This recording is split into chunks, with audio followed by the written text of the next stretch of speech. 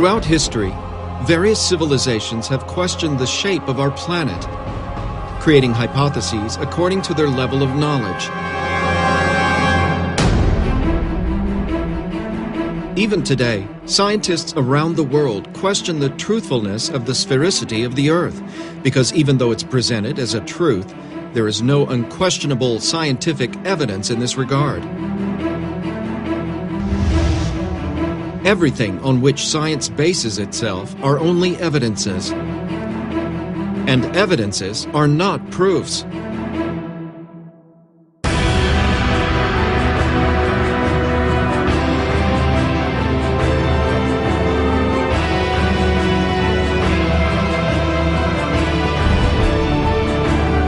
In order to bring the light of knowledge on the true shape of the Earth, researchers of Dakila and Ziggurat's Technology Center joined with other scientists in an independent research that lasted 7 years, seeking scientific and definitive proof to demonstrate that Earth is indeed round or has another shape.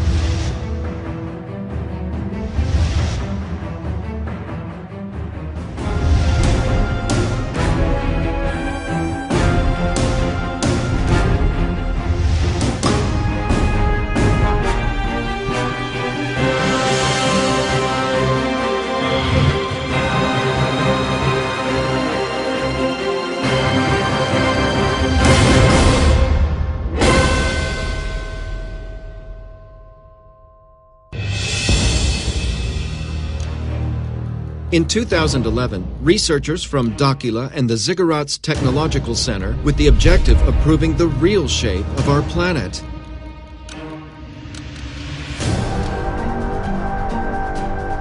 It was needed to prepare and carry out different experiments and data collection at several locations around the planet.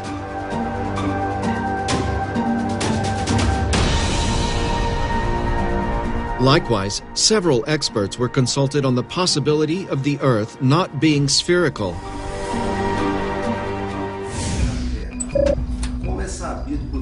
As is known by all mankind, the Earth has a spherical shape.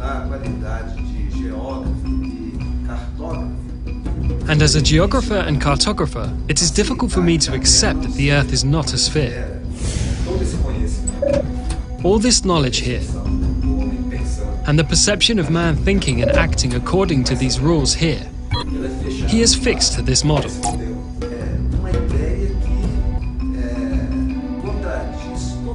It is an idea that totally contradicts the concepts we have today of the sphericity of the Earth. It's really difficult. I, as an engineer, and I deal with the exact sciences. That's where we come from since childhood with these concepts. It is difficult for us to have another vision of this reality that we have since childhood. Because exclusively studying through this model, the struggle is very great. Because the amount of technological and scientific knowledge there is to ensure that these ideas are true is very great.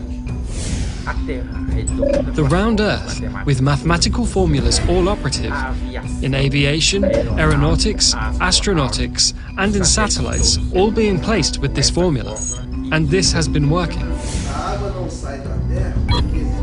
Water does not leave the Earth because it has a central force pulling it towards the center of the Earth, which is gravity. It makes us think that the Earth's gravity would not be the center of it. That's why I say it's a very shocking idea. So, when we deal with abstract things from the past, historical things, so there are several theories with a concrete thing settled within scientific knowledge. It is difficult. And when you break those pillars that sustain, what sustains? What sustains humanity are these pillars of knowledge that you have.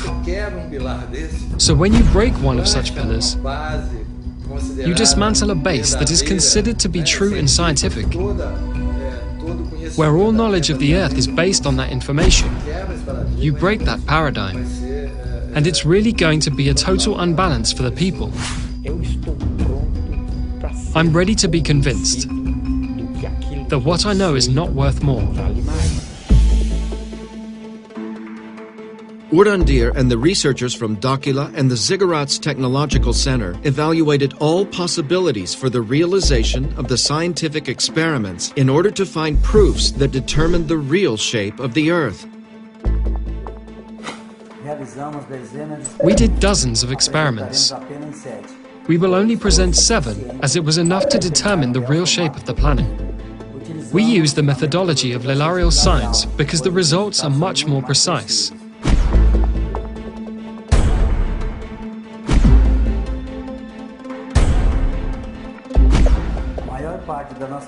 Most of our research was done in the waters because it makes up 70% of the planet's surface. The first chosen experiment was to determine the curvature of the horizon at water level.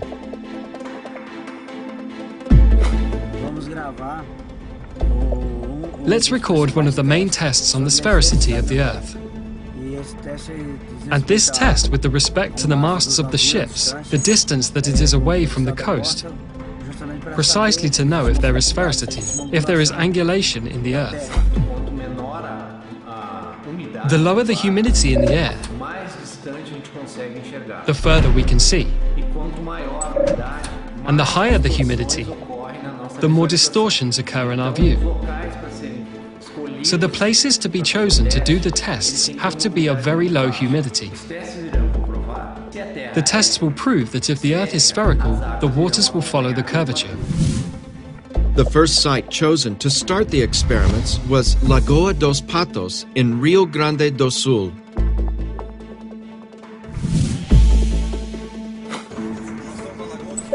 We are in Lagoa dos Patos, and there is a team. They are mounting a telescope with a great capacity of visualization and must follow the 2 boats that we will see in sequence. This image should also be registered by the cameras that are installed on the edge of the beach. We start from now on this new phase of the research, intending to travel a distance of about 40 kilometers over the lagoon, trying to show people there is a strait in this lagoon. That is, there is a flatness.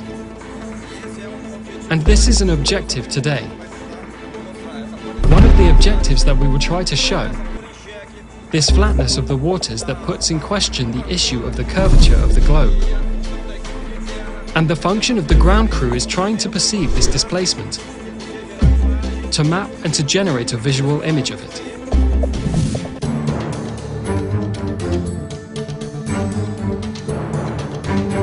The researchers mounted a Newtonian telescope specially designed for the experiment, with a high-definition camera attached to its eyepiece to register the entire process.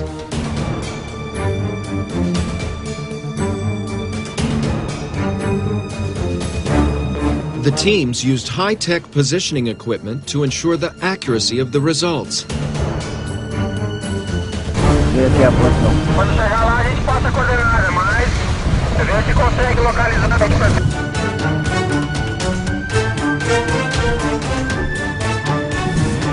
This same experiment was carried out in other places. One of them was in the Strait of Gibraltar in France.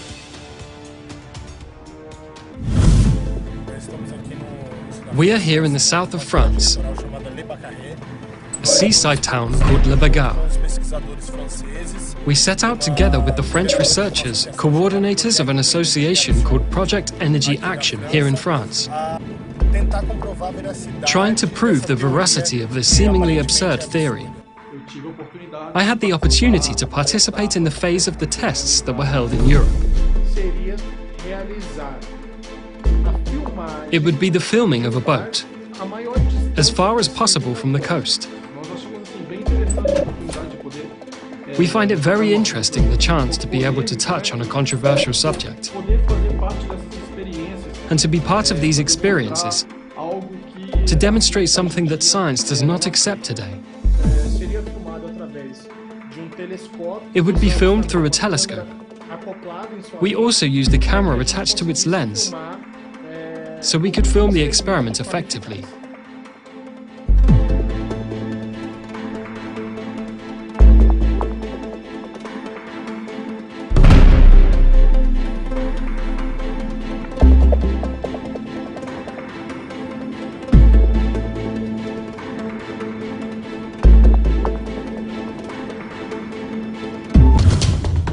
This experiment was also carried out in Brazil at the Três Marias Dam in Minas Gerais.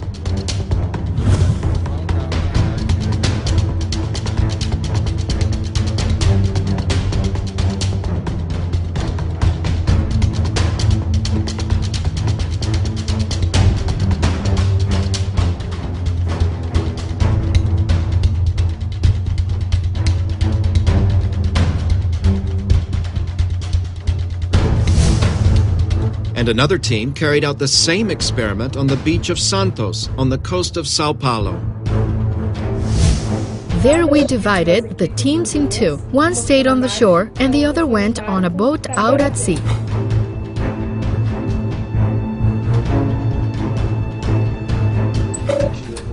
We brought a Newtonian telescope.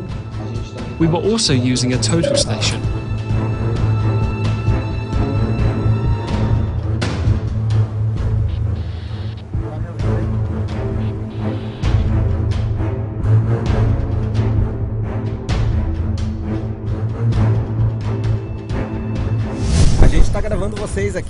We are recording you here.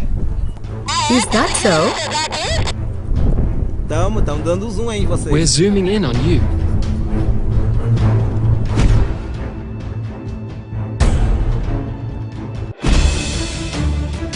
Another telescope experiment was realized at Lake Titicaca in Peru.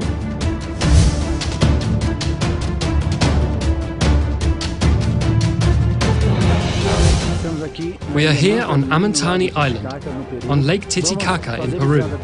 We'll take target from this point to the Cordillera Blanca, which is the border with Peru and Bolivia that is exactly 110 kilometers from here.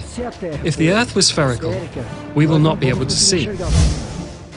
At this distance, the curvature of the Earth would have a height of 237 meters, the equivalent of a building of 79 floors.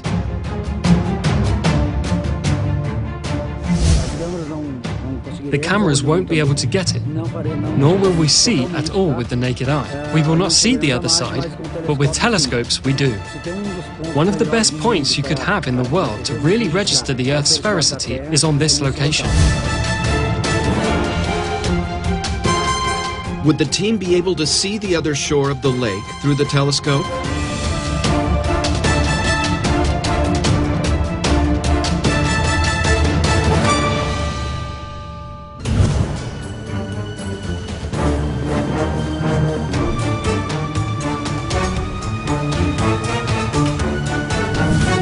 Back in the experiment with the boats, the researchers observed that after some time following the boats with the naked eye, they began to disappear on the horizon. First, the hull. Soon after, the boat was no longer visible. And finally, the mast goes down until it disappears completely, as the spherical Earth theory explains. When the boats reached a certain distance, it was no longer possible to see them with the naked eye.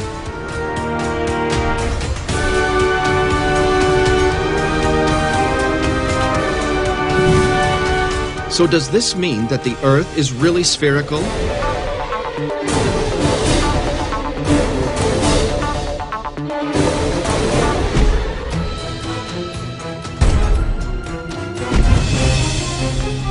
Another experiment was carried out using radio waves.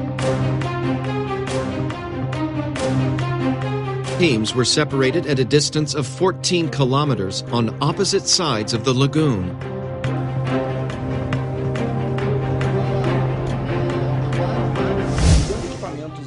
Using the radio equipment, we use directional antennas at high frequency, parabolic antennas that concentrate the radio frequency beam, one directed to the other at different points. The two antennas receive and transmit radio waves at the same time, and any obstacle between them would block the communication. They were meticulously positioned and directed to establish communication.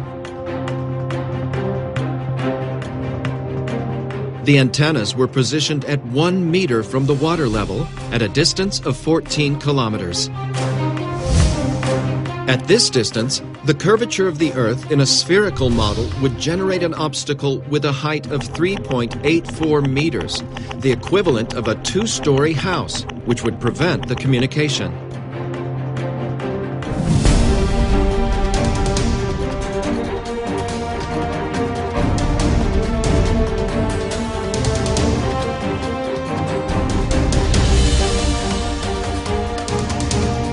Could researchers have established communication?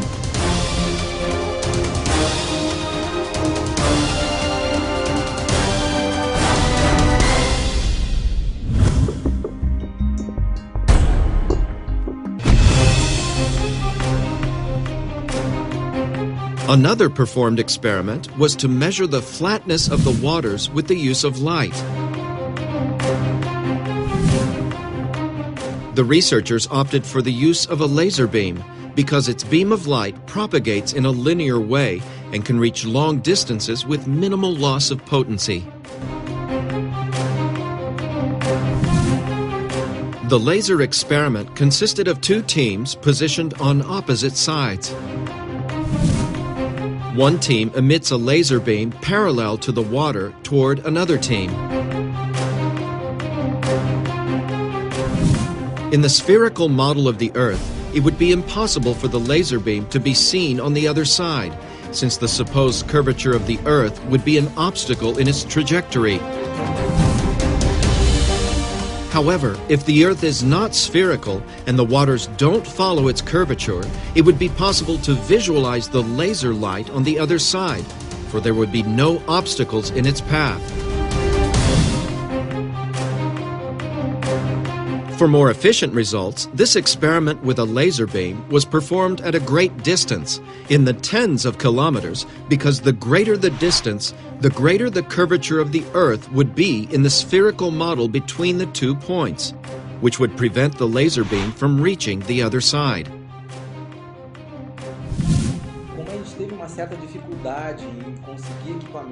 As we had some difficulty in getting high-power equipment,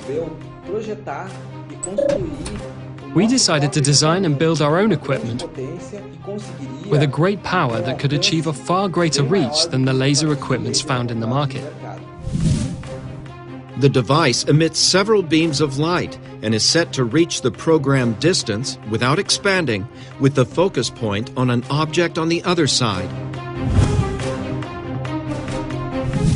2 points were chosen at the coast of Sao Paulo, one on the beach of Caraguatatuba and another on the beach of Ilhabela.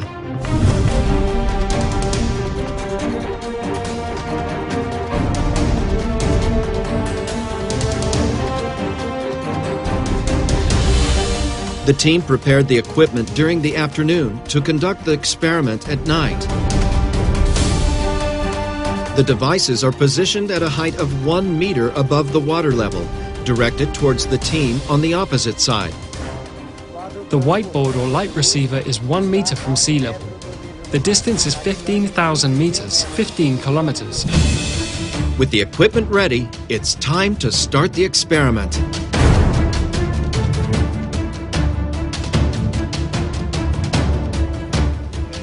South, 43 degrees. This is the moment of truth.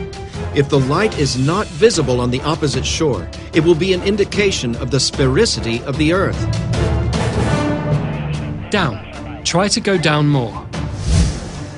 All right, this position is good. Try to level it out for now. There. A little bit more. A little bit. There. Did the laser light hit the other side, which would question the theory of the spherical Earth?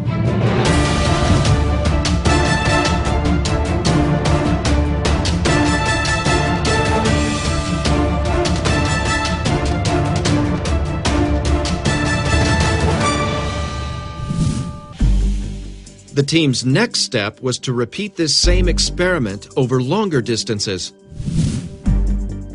To continue the research, Lake Titicaca was chosen on the border between Peru and Bolivia.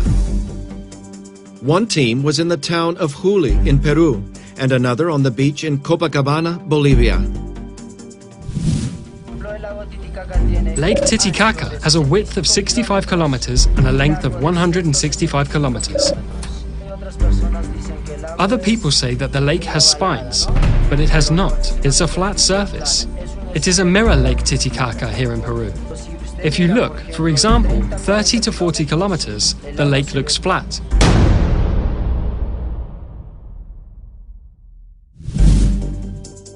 Will the researchers be able to prove the flatness of Lake Titicaca?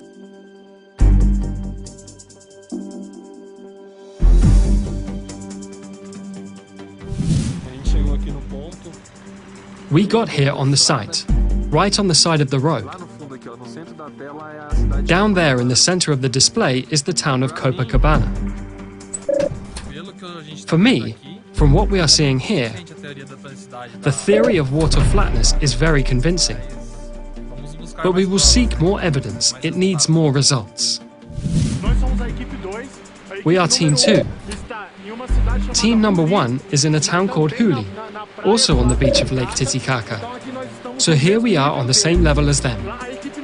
There, team number 1 is approximately 2 meters above the level of Lake Titicaca.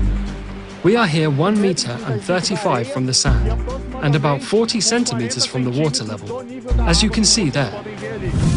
The teams are in position. All equipment has been checked. And the experiment begins.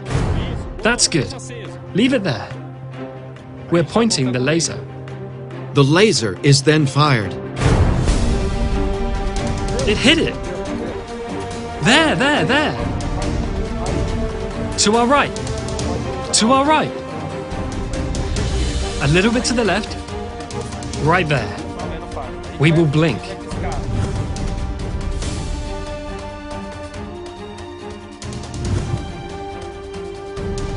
Could the laser be visible on the opposite sides, which would prove the flatness of the waters?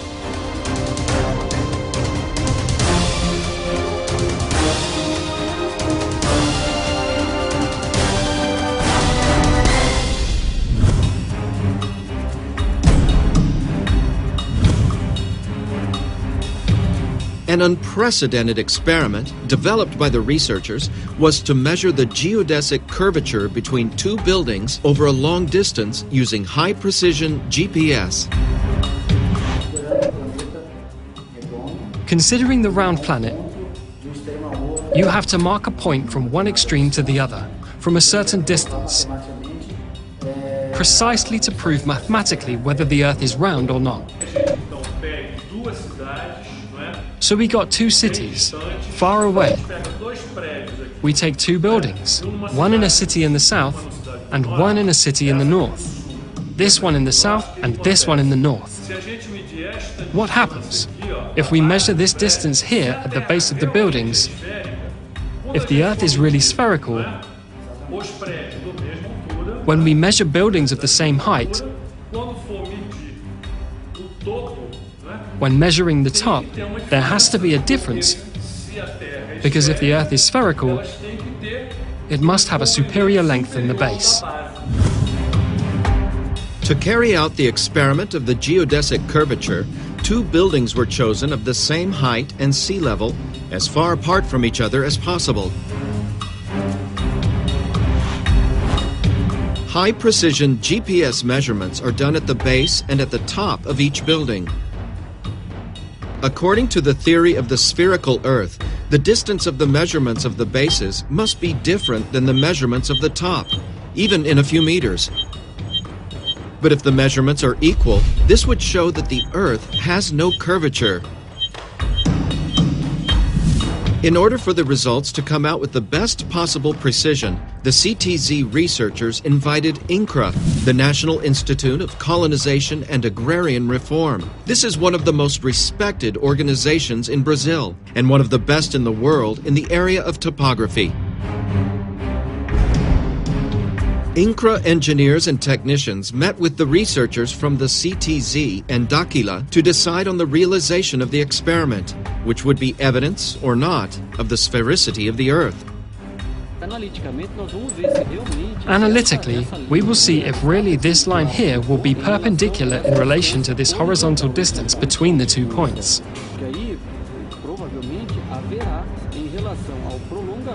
There probably, in relation to the extension of this perpendicular line, to that baseline, I believe it will be larger. In the view of the INCRA technicians, the measures will be different. If this is true, it'll be one of the strongest evidences that the Earth is actually spherical. The first building chosen was at Torres Beach in Rio Grande do Sul.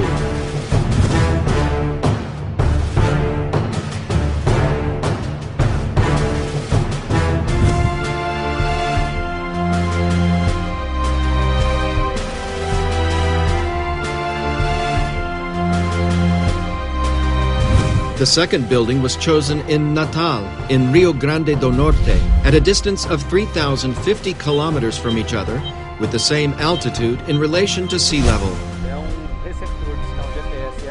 This is a GPS L1, L2 signal receiver. We'll do a reading from this point to chart the base. And from that base, we'll do the vertical readings relating to our goal.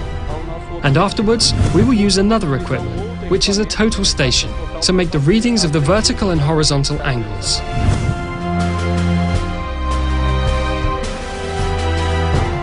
To what conclusion did INCRA surveyors arrive in relation to the curvature of the Earth?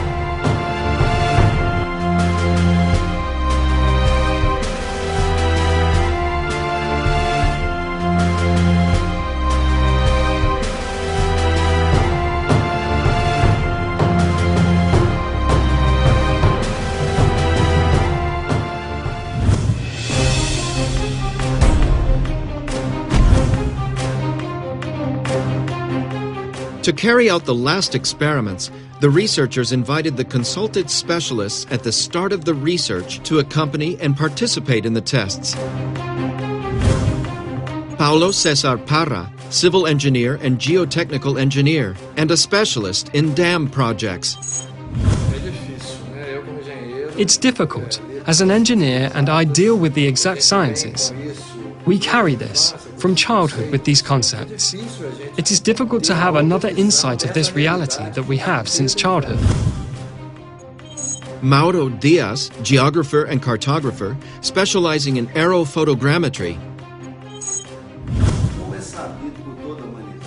As is known by all mankind, the Earth has a spherical shape. And for me as a geographer and cartographer, it is difficult to accept that the Earth would not be a sphere.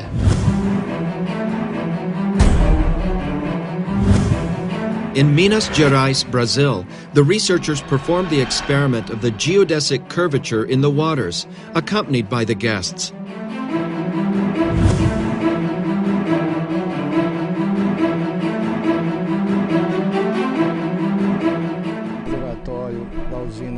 We are here in the reservoir of the Três Marés hydroelectric plant.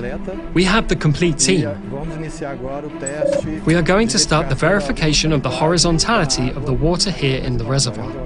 It is a large reservoir. We are in a stretch that will give us up to 18 kilometers. The test aims, in other words, the following. The dam has a certain level. If the leveled GPS measures give the same, this means that there is no curvature of the Earth. If the measurements are different, then this means that there really exists an Earth curvature in relation to sea level. We are with a geodetic GPS already installed here. The surveyor is now going to another point, taking another point to start a triangulation, thus verifying, through this process, verifying the horizontality of the water. This first point in the elevation in relation to the sea level is of 556 meters altitude, so we're going to hit more than 3 points. This equipment, the geodetic GPS, we have two devices. One installed here to get this point, and the other goes to the other points. We get 3 points, all at the water level, and check the level of that point. The accuracy of this equipment for this distance, a distance of 10 to 20 kilometers, is around a few centimeters.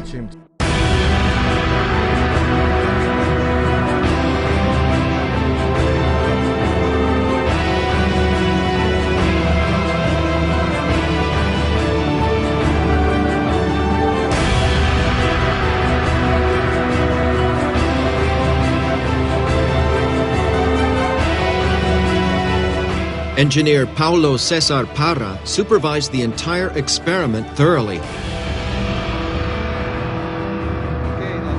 Okay, we'll pass the coordinates now.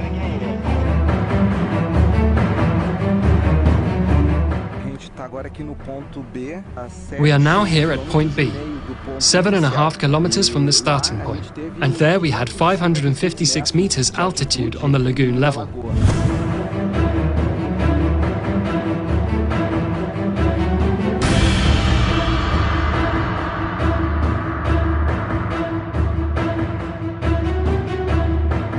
What will be the results of the 3 points measured by the researchers?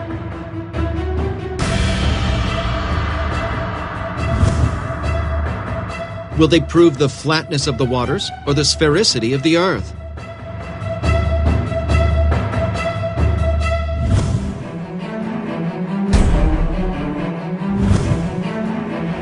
The researchers returned to the Tres Marias Dam, together with the guests, to carry out the experiment with a laser.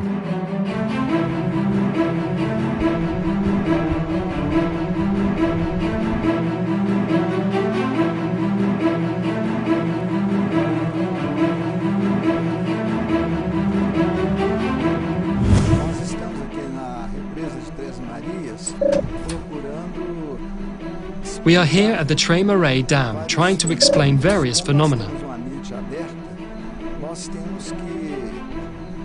Since we have an open mind, we have to do an investigation. A research with several experiences to explain these variables. We are going to point B, 18 kilometers from point A, where the first group is. We will perform the laser test at this distance just to check the Earth's curvature.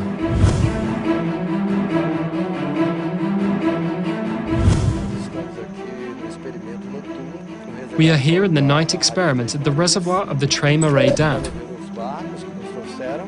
You can see the boats that brought us.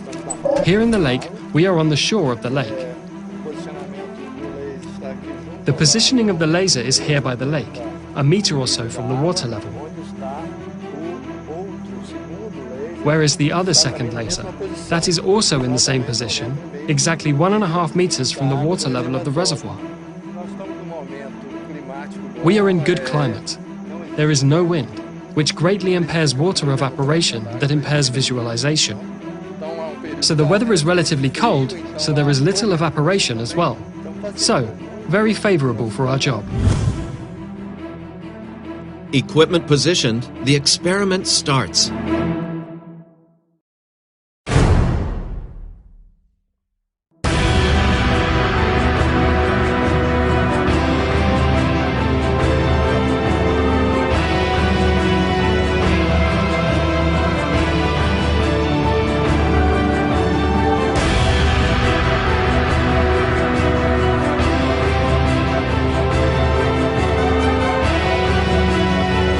Experiments performed.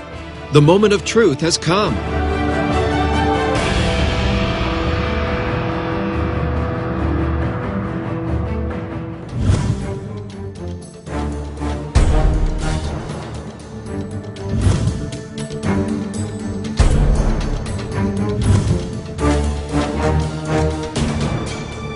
To what conclusion did the researchers arrive in relation to the experiments with ships?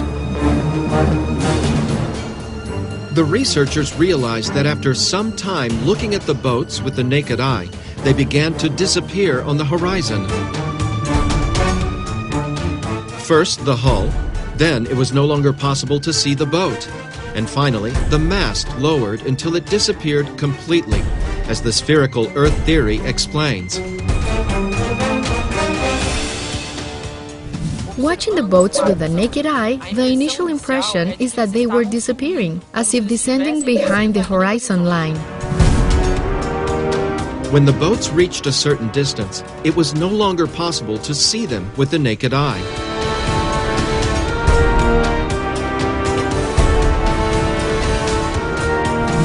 For a moment, we were a little frustrated to be in the place to prove the sphericity of the air, as with a naked eye, we could easily come to that conclusion.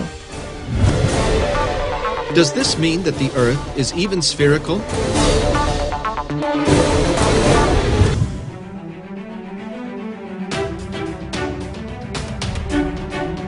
With the loss of eye contact, it's time for the team to use optical instruments in an attempt to still see the boats. If the boats are still visible through the equipment, it's proof that they have not traveled below the horizon.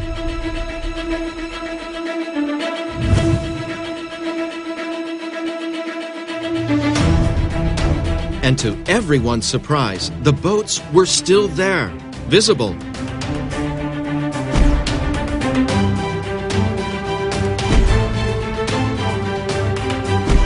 The researchers realized that the images of the equipment presented some optical phenomena.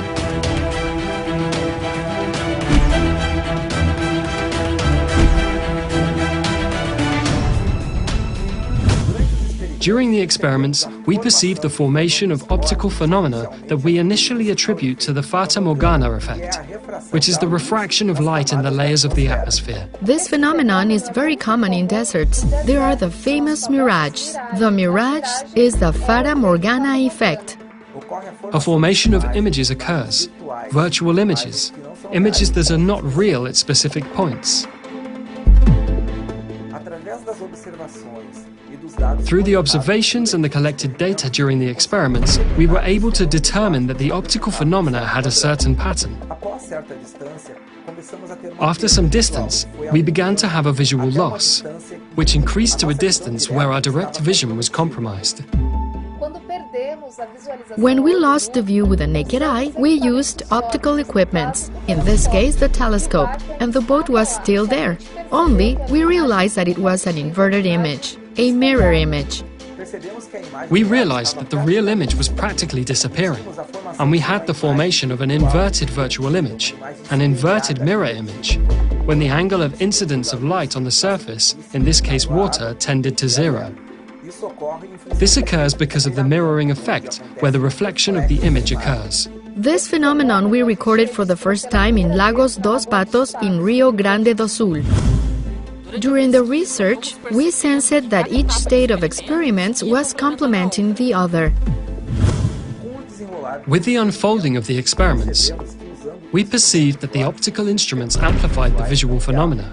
In the case of the use of Newtonian telescopes, in which its optics, which is of extreme precision, amplifies thousands of times the capacity of the human eye, could see things that we did not see. This led to amplifying the visual phenomena we observed during the execution of the experiments. We deepened the studies, and we could determine that most optical phenomena, which are attributed to the refraction of light, called Fata Morgana effect, actually occurs by reflection. It is a reflective process of light on a surface with an angle tending to zero. With the observations we make, we have been able to promote a new physical theory that explains the Fata Morgana effect from a new optic, a new point of view. We call it the theory of optics applied to visual phenomena. This conclusion helped us explain three phenomena that we know are illusions. Why the boat seems to disappear going down the horizon line, why first fades the hull and then the boat, and why when an observer is taller can see farther. We conclude then that boats don't descend at the horizon, and that we lose the ability to observe them, to see them in function of an optical phenomenon. With this experiment, one of the main arguments of the spherical Earth theory, that boats disappear on the horizon due to the curvature, is totally refuted. This is the first proof of the flatness of the waters.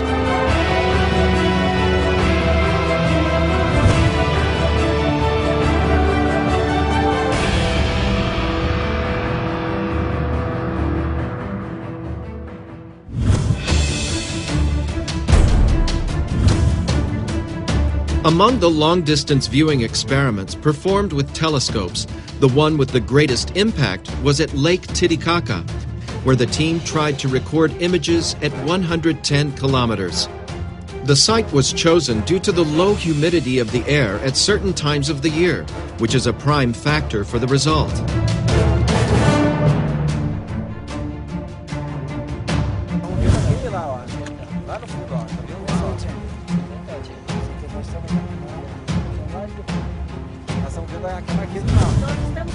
We are talking here with a boatman of the boat May 3. He is an inhabitant of the island of the Uros. He is from the Aymara civilization. Is it possible to see the other side of the margin? Or is this not possible? Yes, it is possible. Always because our lake, we think, is like a table. How many kilometers do you see?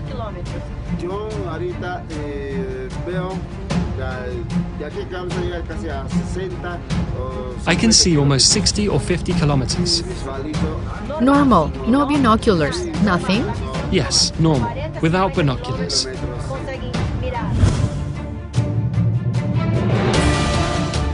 With the telescope, the team was able to record images at a distance of more than 100 kilometers, which would be impossible in the theory of a spherical Earth, as the curvature would have a height of 237 meters, equivalent to a 79-story building.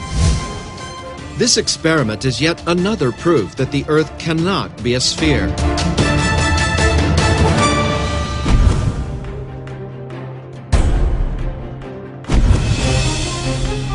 And the result of the experiment with radio waves? The researchers used directional parabolic antennas, where in the spherical Earth model, communication would be impossible, as the minimum obstacle would preclude this, since at the distance of the experiment, the curvature of the Earth would generate an obstacle of 3.84 meters in height.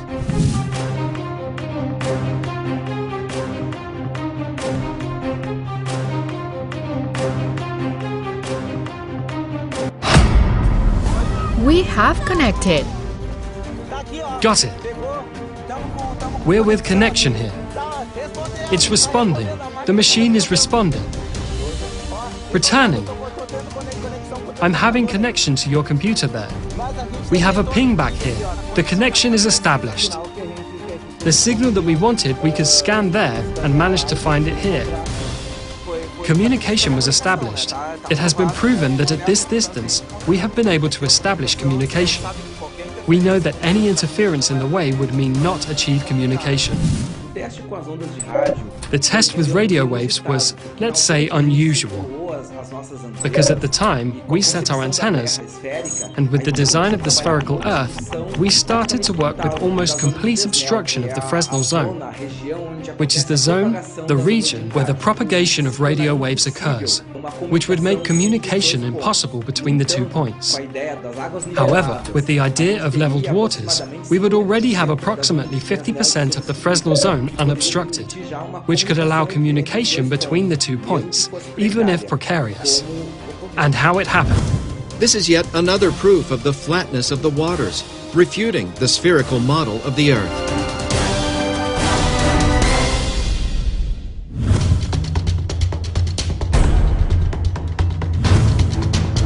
What about the geodetic curvature experiment performed on the buildings?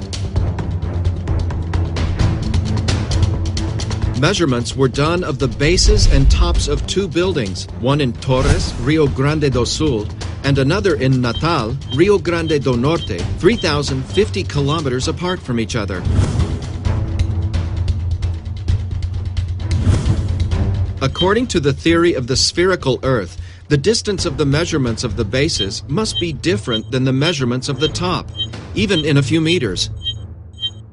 But if the measurements are equal, this would show that the Earth has no curvature. Remembering the opinion of the INCRA engineers before the experiment, Probably there will be in relation to the extension of this line, perpendicular to the baseline. I believe it will be longer.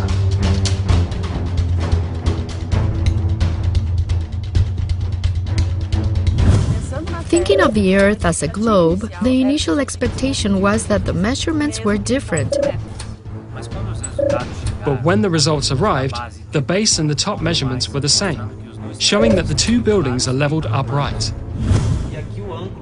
And here the opening angle, where we read the point here, the base of the building and its height. As we do this calculation here, on this plane, we will always find this distance here. On this plane, we will always find this distance here. The identical measurements of the distance between the bases and the tops prove that between the two buildings there is no curvature, proving that the Earth has no spherical shape.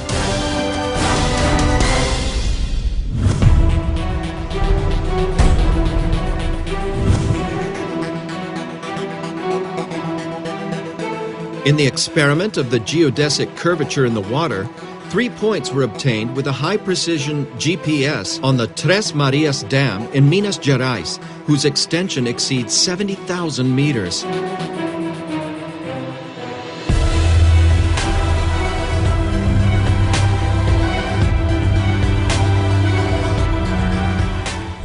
This first point, the elevation in relation to sea level is at 556 meters altitude.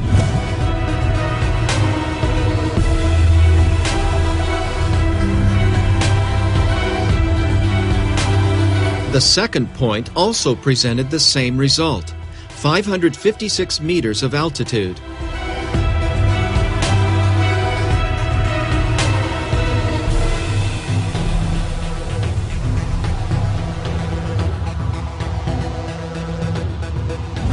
If the third point were different, the water would be following the curvature of the Earth. If the measurements are the same, it will be proven that there is no curvature, but indeed flatness in the waters. And the measure of the third point surprised the researchers. Here we also obtained the same measure, 556 meters at the level of the lagoon. We analyzed the data collected by the equipment, and all points show the same result, the same altitude, thus showing that the water in the dam remains level.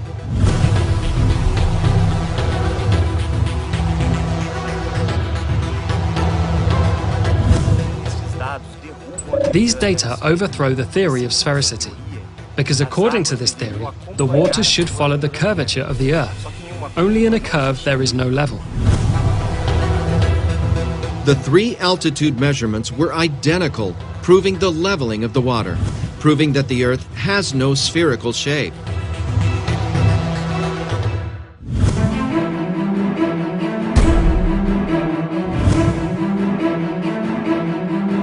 And what is the result of the laser experiments? Did the team see the laser light on the other side?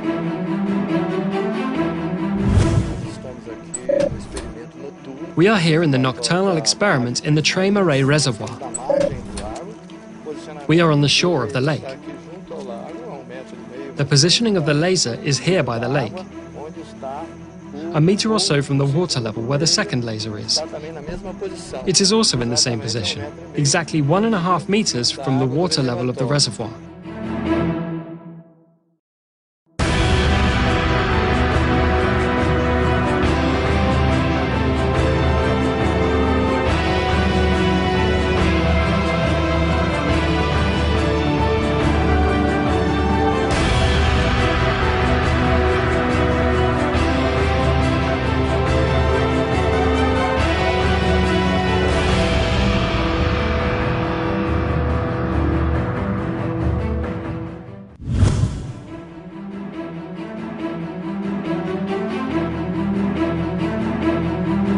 As you can see, the two devices are communicating at a distance of 18 kilometers.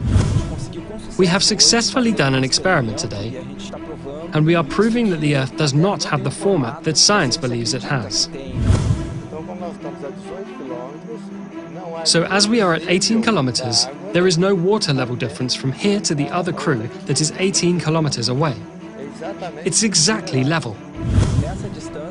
On this distance, there should be a visual obstruction by virtue of the curvature of approximately 6 meters, and we were able to get the signal from a laser cannon from the other shore at 18 kilometers on a little more than a meter from the level of the lagoon. This is the ultimate test. There is no curvature. To guarantee the accuracy of the result, the researchers decided to conduct a surprise experiment.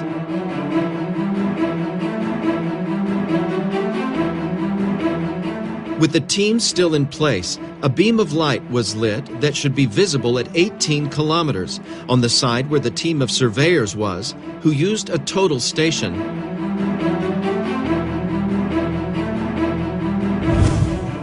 At that distance, the Earth curvature would have risen 6.3 meters, equivalent to a 3-story building. Do you see? Yes. Down. Can you see? Yes. Down. Can you see? Can you see? Yes. I am at water level. At water level. So okay, I will write down and you read the angles and the coordinates. There you take that height where it was blinking at the water level. It's on water level. But on how many meters high? 0. It's blinking in the water, right? It's in the water. 10 centimeters from the water. Okay, so I'm going to write down the angle here. Wait, Wilson. During the experiment, a laser was added without warning the topographers. Do you see any other light?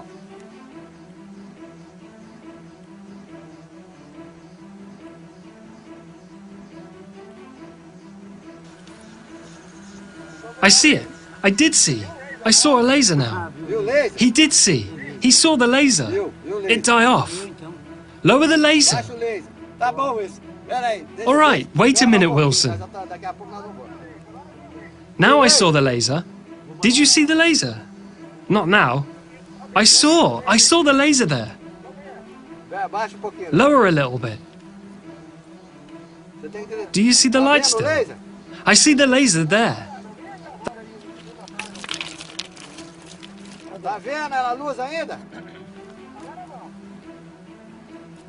Do you see the light still? I see the laser there. That's good. Just a minute. Urandir, what's going on here? Dude, it's over. It's done. At the water level. It was there at 2 meters and something. Well, now it's ruined.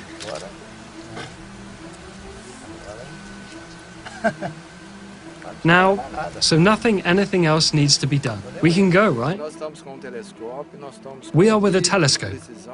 We have a precision level, an optical level, with a topographer. We have a total station, which is a topography equipment that is used for measurements and level determination. So we are here 18 kilometers marked with a GPS on an island, on a point of Lagoa, 18 kilometers from the topography equipment there with the crew.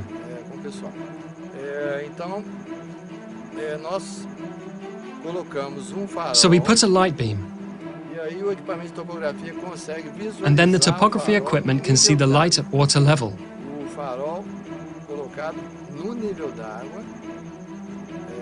The light placed on the water level can be visualized by the topography equipment that is positioned 18 kilometers.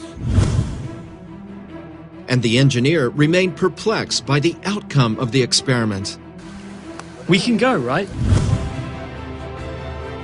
This is unquestionable proof that the Earth is not a sphere, for the waters are level.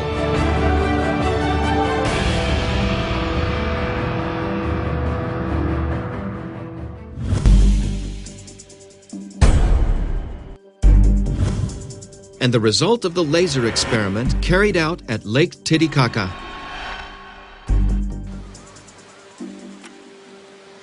It is hitting the hill on the hill. Look over there. It is hitting a tree above us here. Look at theirs. Look at theirs. Are you pointing yours too? We're seeing. We see yours. It's just too high. It's very high. Look there. You saw. In this direction. It made it. There, it appeared again. Go. There, it made it again. That's it. Stop there! More to the left. Stop there. Stop! Through light here. It is illuminating here. It is moving there too. Here it is illuminating everything. We have already done the first tests, and the laser of team number 1 has already appeared here in the treetops that are on our side. Then the trees here have about 2 meters, 2.5 meters. So there we start directly discarding the hypothesis of the Earth being spherical. Because we are 35 kilometers away from team number 1 in a straight line from end to end, on the lake, on lake level. And according to the theory of spherical Earth, that 35 kilometers should give at least 23 meters and 98 centimeters of Earth's curvature. So a light communication would be impossible as we just have had. The result was positive here. We could see the laser on the other team there. And they could see us too. More than 30 kilometers, so there was no curvature. Total flatness. The research here was excellent.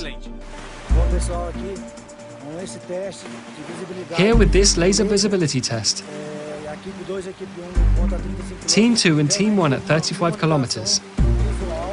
There really was an unusual commutation at a distance of 35 kilometers. And that there should be an arc of approximately 24 meters. Neither Group 1 or 2 should be seeing the lights.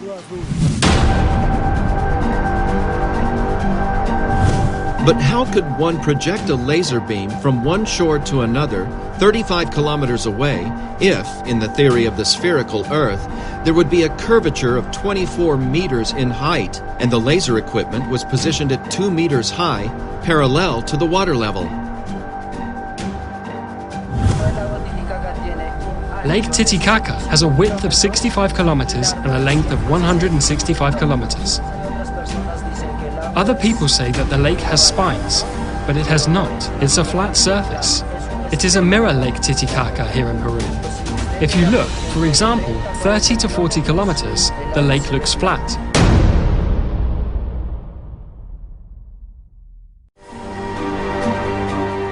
This is yet another unquestionable proof of the flatness of the waters, which definitively overturns the theory of the sphericity of the Earth.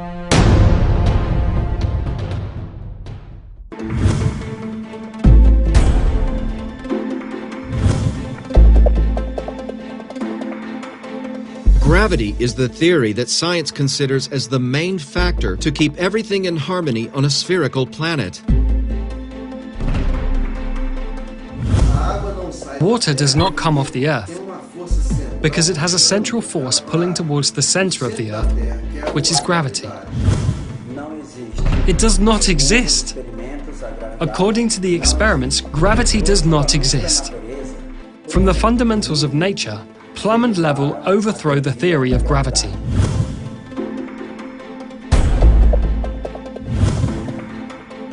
The plumb is an instrument used to gauge verticality. It is of fundamental use in civil construction to guarantee the verticality of the buildings. This tool we use to get the wall in the right plumb because it cannot be out of plumb because the wall can fall. So this plumb is used for this, to keep it right and steady on the plumb. Neither there nor here, right there in the plumb. The use of the plumb is the only way to ensure that construction is being erected in vertical alignment.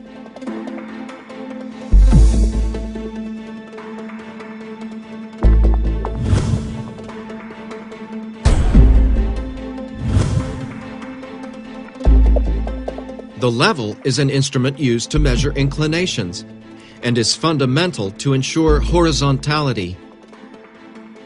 It's used extensively in the areas of civil construction, surveying, photography, and astronomy, among others. The most common model is the bubble. Any construction has to have level and plumb, because if it gets out of plumb and level, it can fall. That house can fall.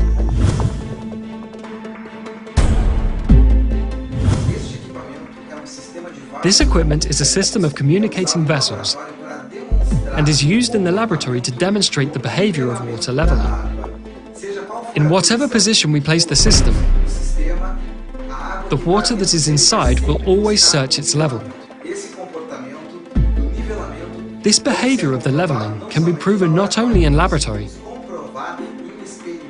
but we can prove this in field experiments in ponds, lakes, and the seas. This is a micro version of what we find all over the planet: leveled waters. By verifying that the water remains level, both in micro and macro environments, it's also verified that gravity does not exist, because if this force existed, the waters would follow the curvature of the planet. But then, what forces act to maintain harmony on a non-spherical planet? Researchers from Dakila and the Ziggurats Technology Center have concluded that among the fundamentals of nature, the four main forces that, acting together, hold us firm to the ground are magnetism, density, pressure, and light. The researchers called this set of forces MDPL.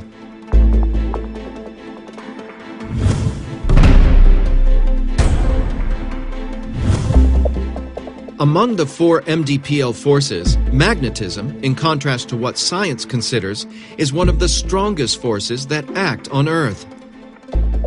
It's the main force that keeps everything in balance, from the bonds of an atom to the Earth's magnetic field.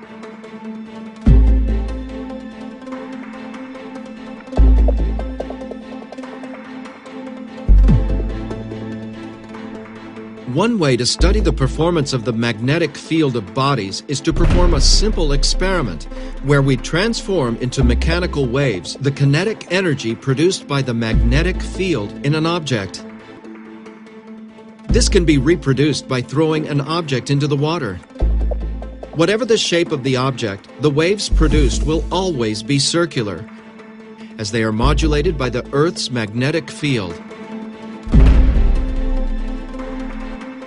Note that regardless of the shape of the object, the waves produced in the water will always have circular patterns.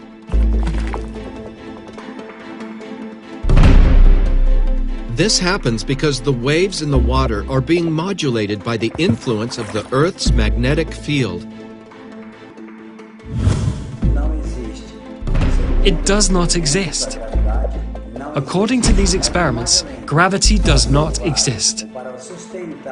But going even further, to prove or to sustain the sphericity of the Earth, without people falling, buildings, animals, constructions, the waters especially going off, flying out into space, to justify people stay fixed on the Earth's surface without being thrown off by the spin of the planet, they created a magical force called gravity. But this magical force is torn down by the plumb and level, because the physical behavior of water is to seek leveling. Or is physics wrong too?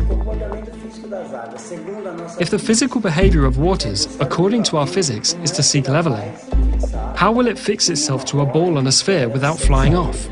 Space outside without seeking its level? So these are two contradictory things. And even more, to justify the seasons, they decided to tilt a ball 23 degrees. There is no way to tilt a ball, a sphere. Impossible. Let's see, how could a planet or a ball, a sphere, be tilted and waters not get off? But it has the imaginary axis. The imaginary axis, even if there were a physical axis, what would be inclined is the axis and not the sphere. Any position that places the sphere, there is no way to tilt it but the axis. An imaginary axis. That is an illusion. If it is imaginary, it's an illusion. So it's another contradiction. They created this axis that does not exist to justify the seasons in a sphere, in a globular model. That's not possible. Well, in a sphere we certainly do not live. Because the physical behavior of the waters does not match the reality of the facts. And through the plumb and level, this theory is totally overthrown. Extinct.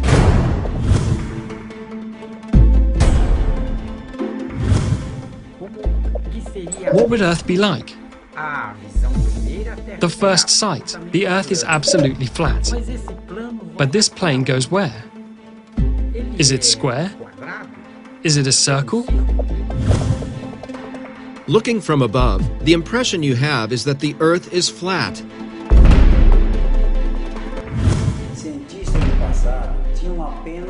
Scientists of the past had only the eyes to observe and the reasoning to create possibilities. The older ancients used a model of the flat Earth, square Earth, triangular and geoid. Later, other scientists defined the most suitable model would be spherical, geoid, putting a stake at one point and another at 800 kilometers. But he did not take into account the altitude, had no GPS, had nothing. So, there is really no way how these ideas, with the technology of today, can be considered, because everything we have today overthrows these theories. Any experiment today can prove that the globe doesn't exist. It's impossible. But then, how can we determine the real shape of the planet? The CTZ researchers collected information on the movement of the Sun, the Moon, and the stars in different parts of the planet. In this research, which lasted several years, images were recorded by cameras installed in all these places during the day and at night. We found several differences in the trajectory of the Sun. One of the most significant was between Australia and Argentina, which are in the same tropic. While in Argentina the Sun moves at about 180 degrees, in Australia it moves almost 270 degrees, which would be impossible in a spherical Earth model. Another significant example was in the Canary Islands, where a time-lapse of the stars showed a circular movement incompatible with the spherical model of the Earth. This movement would only be justified if the place were near the poles in a spherical Earth, which is not the case. We do not understand that with so many discrepancies we have found, and with the technology available today, no researcher, no scientist, no astronomer, no space agency in the world has perceived any of this. The discrepancy in the comparison of the trajectory of the Sun and the stars between the different points, when related to its geographical position in the current world map, allowed to generate a new geographical model of the continents. In this model, the continents present a size and position somewhat different from the current world map, having the North Pole to the center and the other continents around it. This new model was called Convex Earth. We call it Convex Earth because the continents have a convex relief, starting at the sea level, racing to the highest point and returning to the sea level. According to altimetric analyses, all the continents present a convexity in their relief. According to the investigations, in the convex Earth, the magnetic field has the following layout, with the magnetic North Pole located in approximately the middle of the planet. Due to the magnetic field, anywhere on the surface of the planet, a compass will always point to the North Pole, as the South Pole represents its entire border. The magnetic field is also responsible for modeling the shape of our atmosphere, which takes the form of a plane convex lens. In this way, the atmosphere, formed by several gases and water in gaseous state, takes on the characteristic of a gigantic magnifying glass with a high degree of refraction, responsible for day and night. The following experiment simulates the behavior of day and night. We use a flat convex lens, a model of the continents, and an external light source simulating the sun. The result is a model of day and night in the corresponding time zones. What helped us a lot in this research was the information we collected at our own astronomical observatory of the Ziggurat's Technology Center. In this manner, the researchers concluded that the Earth is neither spherical nor geoid, but rather convex on the continents and flat in the waters.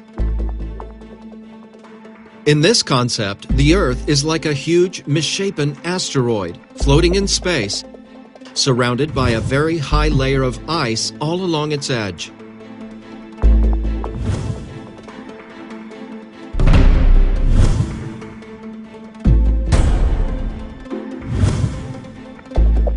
And how do satellites work in the convex Earth?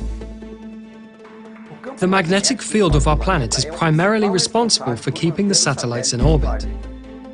Briefly, there are two types of satellites, the geostationary and the orbitals. The geostationary ones are apparently fixed in a position over the surface of the planet. I say apparently because its orbit has to be corrected periodically. Orbital satellites are in orbit over the surface of the planet. They have different routes and altitudes according to each application.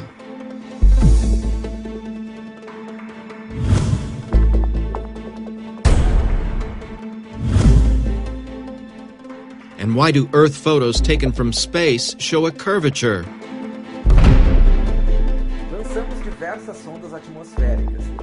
We launched several atmospheric probes, and we noticed that the images recorded in the upper layers of the atmosphere begin to show a certain curve after a certain height. This occurs in the high layers of the atmosphere, above the stratosphere, that is. In an airplane window, you would not notice this curvature. We observed that this effect does not occur due to the supposed curvature of the planet, but due to two factors.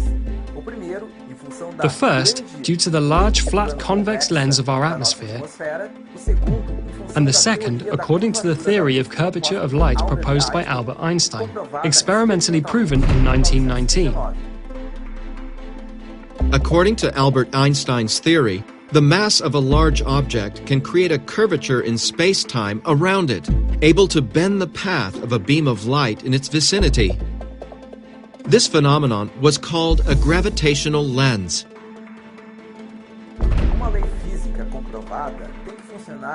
A proven physical law has to work in both macro and micro environments. In this way, the gravitational lenses were proved through astronomical observations of objects of great mass. Then we conclude that the curvature of light in the high layers of the atmosphere also occurs as a function of the mass of the planet itself and of its magnetic field. We fabricate in our laboratory a physical gravitational lens capable of correcting the curvature of light in the upper layers of the atmosphere. In the experiments, we reached the degree of 0.22 for the total correction. This can also be proved through computational simulation. This law also applies to other bodies, such as the Moon, and the planets we know from our solar system. They apparently are spherical when viewed through telescopes, but we do not know their real format. That is, not always what we see represents reality.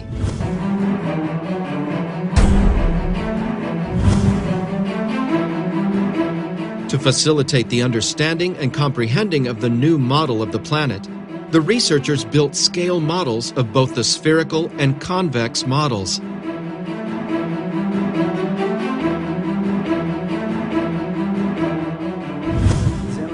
We made a scale model on geographic scale, just so that people have better clarity. A visualization that much more facilitates the understanding of what Earth really is. According to the report, according to all the research that has been carried out by our researchers, we have come to the conclusion of this format of the Earth.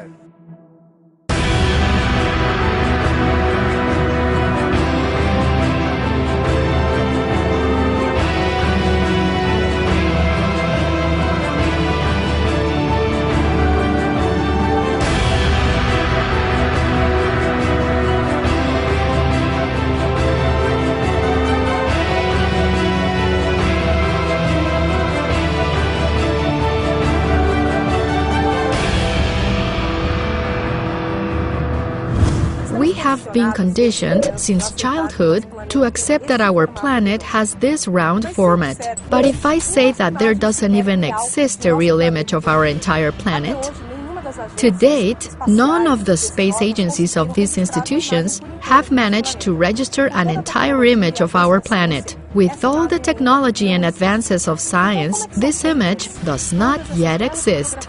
So how are they made, all those beautiful photographs we see on the internet, on posters, in films? This is very simple. Local images are taken, passed to a computer program, so they are manipulated, forged into a format we know today.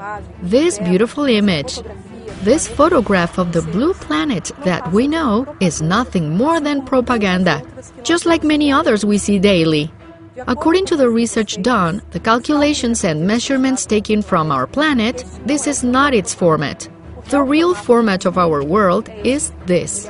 It is convex in its continents and leveled in the waters. I was hired to build a model of the globe and the convex Earth. I never thought that the Earth would have a different shape.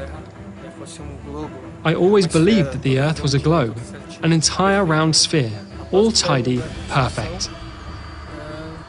After the completion of the construction, I see the importance that you cannot live on a planet without level and without plumb. I can only conclude that our planet is convex. Just as the image of our planet is manipulated, the size and shapes of the continents also go through the same type of problem. They are very different from what we have custom to see on the world maps. Countries like Brazil or Russia, they gain land extensions much larger than are informed, which would explain so many miscalculations in land demarcations. Now, how do we come to this conclusion? It is very simple.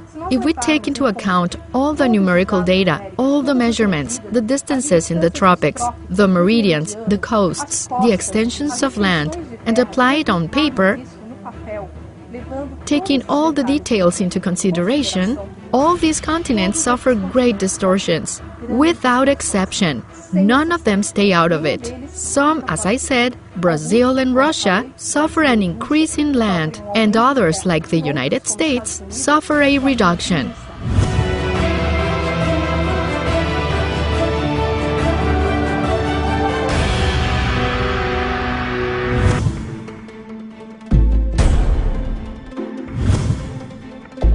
During the surveys, strong evidence emerged of the existence of a new continent. And what about the new continent that is far beyond our borders? We call it the Greater North. For those who are here in South America, heading north, so we call it the Greater North. With the help of Navy and Air Force officers, we were able to trace logistics towards the Greater North, towards Siberia, towards Russia. There were several factors that led us to perceive the existence of the new continent. With the launch of several atmospheric probes, equipped with cameras and other equipment, we were able to identify a territorial mass that is not included in our maps. It is not part of our current cartography. And, analyzing the images, mainly of the probes, we realized that it is part of a new continent, behind an immense layer of ice.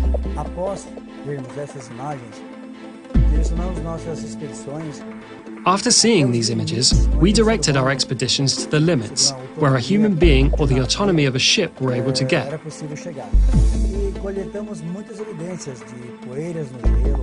And we collected many evidences of dust on the ice, pollen, and other evidences that really brought us to the certainty of the evidence of this new continent.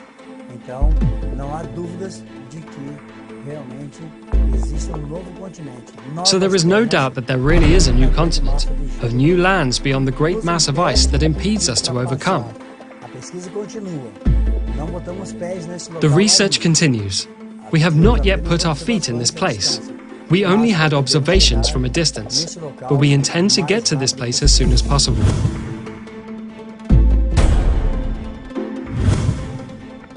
A study performed by the CTZ on the Sun, Moon, and stars brought many answers regarding the positioning of the continents and the shape of the Earth. On the other hand, many questions have arisen.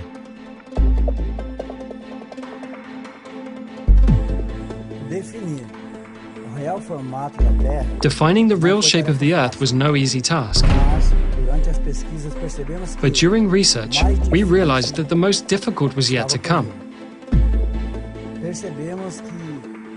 We realized that the Sun brings forth many anomalies, its trajectory, the sunrise and sunset. We installed equipment in several countries in different parts of the planet. And all these equipments recorded different situations, anomalies that made us think, rethink, about trajectory and about what we learned about the Sun. Its size, its distance to Earth does not match what we learn. It does not coincide the realities of the facts. It is an anomalous trajectory, totally different. It implies strong evidence that the Sun is not a star the way we learn. It seems that it is much closer to the Earth than we think. Moreover, its trajectory is totally different. In several points, in several continents, the trajectory does not coincide with the reality, mainly in Australia and the Canary Islands. For example, in Australia, it rises and sets almost in the same place. In Antarctica, it's totally different. Some months of the year, it stays at a fixed point, practically without moving to either side. By observing all these anomalies around the world, we realize that there is a possibility that the solar system is totally different from what we have learned. It might not even exist. During these observations on the Sun, we noticed that the Moon has also a different behavior. Its trajectory is very similar to that of the Sun, and its size is also completely atypical.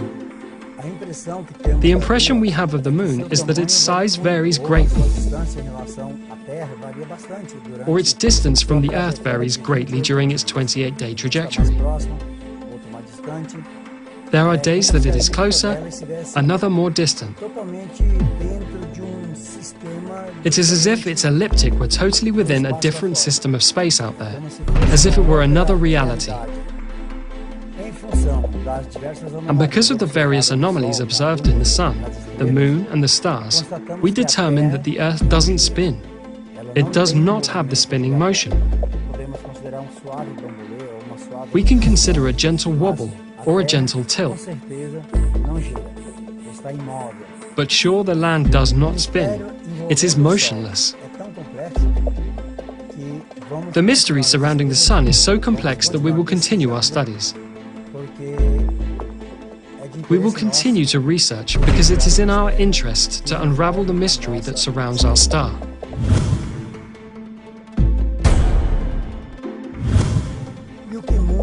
And what changes in our lives?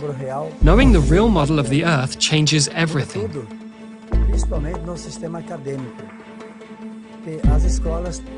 Mainly in the academic system.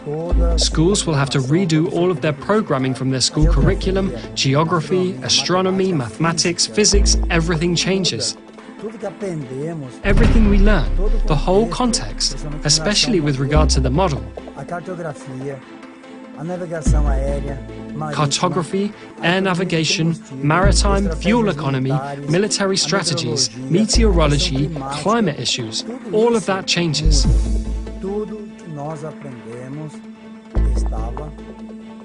Everything we learned was mistaken. Now this new reality brings us the light of knowledge, a new vision of our world, a new perception of all we have learned, and the transformation in our life of our cultural affairs. The perception of the world, of knowledge, all pillars of wisdom. There is an immense transformation for all people without exception, so surely a change for the better. But what changes most is the search for the truth. That is what motivated us to carry out all this research. The thirst to know, the thirst for knowledge.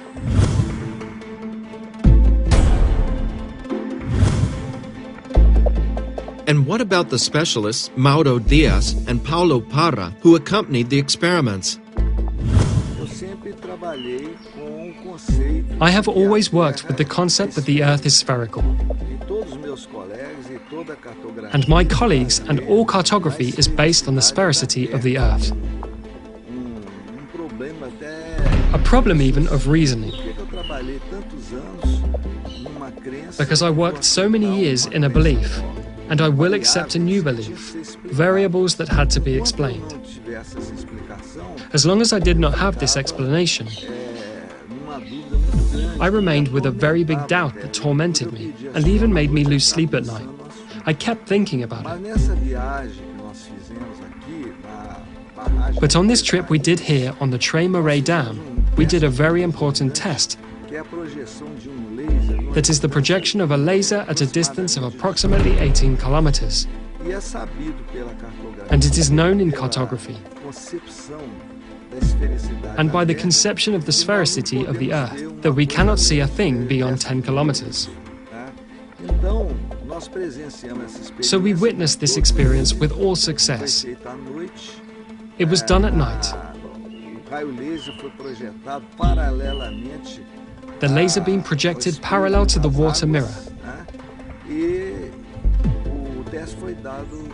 The test resulted perfect and satisfactory. And we made the greatest effort, using as much as we had in our technology to do this test. We brought a laser beam, we brought theodolites, we used communication radios. So I declare concluded the basic part of this research, and I feel it is a moment of glory for us. So to finish, I know there will be a series of confrontations, doubts among other technicians, but we are convinced to get them also to do research. I think this is a very big paradigm shift for Earth science. I, as an engineer, and all the studies I did to train me and specializing me, I always considered the Earth as a spherical shape. So I had these preconceptions. But for us to start, when we began doing the tests, and until so now, I deleted the prejudices that I had from my head, trying to imagine myself without any knowledge of the Earth, to verify whether it is spherical or not. It is clear, without a doubt, that the Earth in the lakes region is flat. There was no difference of level at all. So I know it's difficult even for you to have the courage to talk about this issue here. Many professionals have refused to talk about it out of fear of having their career damaged, their image damaged, for contradicting a theory that has been there for 2,000 years and which has never been proven in practice. In the case of the Earth's sphericity, they are thus only theories in relation to exact science. What advice would you give to the researchers, to the people who occupy the same chair as you? The important thing is to eliminate these preconceptions, because those who understand these three forces well, magnetism, density, and pressure, may have a very great technological advance, develop other concepts of transport, of energy. I think those who understand from this new knowledge try to deeply understand. They will have a very great gain in technology. We humans of the Earth, we will have a very great gain of technology. I have learned one thing. We have to have an open mind to discuss any theory, even if it seems absurd. At first I had this difficulty of understanding this revelation. I spent months working on this. We are coming to the end and all the report.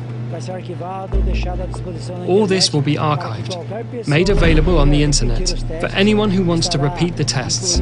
We will include all the devices that were used, all technologies, all coordinates. We are here at the Três Marés Dam in Minas Gerais, and all this will be available to all of you, so that everyone can repeat the tests at home if they want. With this, we hope that our contribution to science and to the people, to the government, to the Air Force, not only Brazilian, but to all countries, including, so that all people can have a different vision from those 2,000 years that we had this spherical Earth theory. And now I hope you draw your own conclusions.